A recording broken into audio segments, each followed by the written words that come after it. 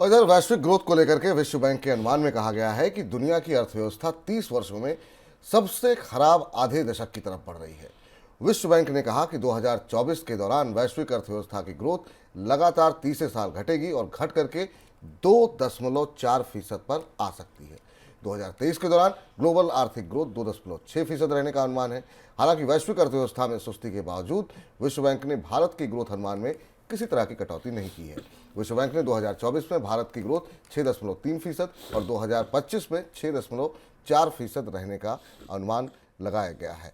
Sir, ये जो आशंकाएं विश्व बैंक की तरफ से जाहिर की गई हैं, ये किस तरफ इशारा कर रही हैं? आप इन आंकड़ों को हम करीब से देखें और उसके साथ इस रोशनी में भारत को देखें तो समझना जरूरी है कि साल की शुरुआत है और अगले 2 साल कैसे बीतने वाले हैं। पहली चीज तो है कि विश्व बैंक के अपने आंकड़ों में अगर आप इस 2024 के आकलन को देखें, क्योंकि इसमें जब 2024 की बात विश्व बैंक करता है तो कैलेंडर ईयर की बात करता है, जनवरी से दिसंबर तक की। भारत के लिए वित्त वर्ष मार्च में खत्म होता है, तो भारत के लिए अगले वित्त वर्ष का, इस कैलेंडर ईयर का एक बड़ा हिस्सा अगले वित्त वर्ष की गणना में शामिल हो जाता है। लेकिन जो प्रमुख अर्थव्यवस्थाएं, उनकी परिस्थिति विश्व बैंक को डामाडोल नजर आ रही है। अमेरिका, जिसकी अर्थव्यवस्था में इस साल की विकास दर 2023 की विकास दर 2.5% थी, विश्व बैंक का अनुमान है कि वो घटकर 1.6% आ जाएगी। हम आपको बार बार बता रहे हैं कि अमेरिका में माइल्ड कॉन्ट्रैक्शन का, रिसेशन का या माइल्ड स्लोडाउन का खतरा है और वो खतरा रेखांकित होकर आंकड़ों में आने लगा है। यूरो एरिया की ग्रोथ रेट लगभग वैसी ही रहने वाली, 1% भी नहीं बढ़ने वाली, 1% पर पहुंचने की संभावना नहीं है। जापान की आर्थिक विकास दर पिछले साल से आधी रह जाएगी, 2023 से 2024 में आधी रह जाएगी, 1.8% से 1% से नीचे आ जाएगी, 0.9%।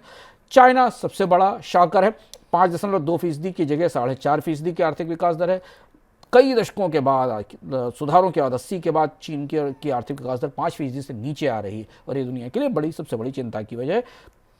रूस, ब्राज़ील और साउथ अफ्रीका की अर्थव्यवस्थाओं में भी गिरावट दिखाई दे रही। तो 2023 की तुलना में 2024 ज़्यादा खराब रहने वाला है आर्थिक विकास दर के हिसाब से, और इसीलिए विश्व बैंक ने अपने ओवरऑल अनुमान को भी 2.6% से घटाकर 2.4% कर दिया है। भारतीय अर्थव्यवस्था के लिए लगभग स्थिति वैसी ही रहने वाली है, 6.4-6.5% में कोई बड़ा बदलाव नहीं है। हम जिस स्थिति में थे भारतीय अर्थव्यवस्था में, वो में वैसी ही बढ़ोतरी दिखाई देने वाली।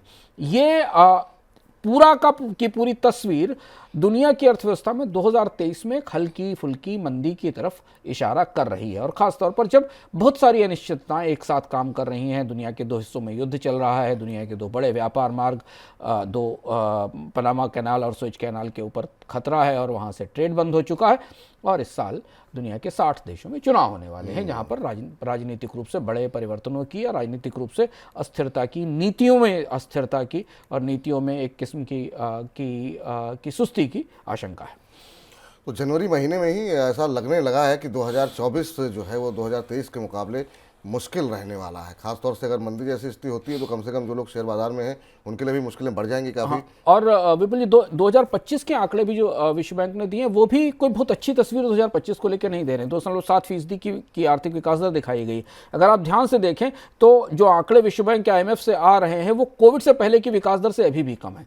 यानी दुनिया की अर्थव्यवस्था कोविड से पहले की जो 3% के आसपास की विकास दर थी वहां तक नहीं पहुंच पाएगी, और दुनिया की अर्थव्यवस्था को समग्र रूप से हर अर्थव्यवस्था के फायदे के लिए, भारत जैसी उभरती अर्थव्यवस्थाओं के और ज्यादा फायदे के लिए 3% की कम से कम आर्थिक विकास दर की जरूरत है। तब दुनिया का ट्रेड बढ़ेगा, व्यापार बढ़ेगा, खपत बढ़ेगी और कारोबार में बढ़ोतरी होगी। पर 2025 के अंत तक भी दुनिया की आर्थिक विकास दर 3% के आसपास नहीं पहुंचेगी, और यही वजह है, जैसा आपको विपुल ने शुरुआत में बताया, कि विश्व बैंक ने कहा है कि किसी भी इतिहास के किसी भी दशक में सबसे खराब और चुनौतीपूर्ण 5 साल रहे हैं। चुनौतीपूर्ण 5 साल रहे हैं और अभी भी कोविड से दुनिया जो है निजात पा नहीं पाई है, उन स्तरों पर दोबारा पहुंच नहीं पाई है।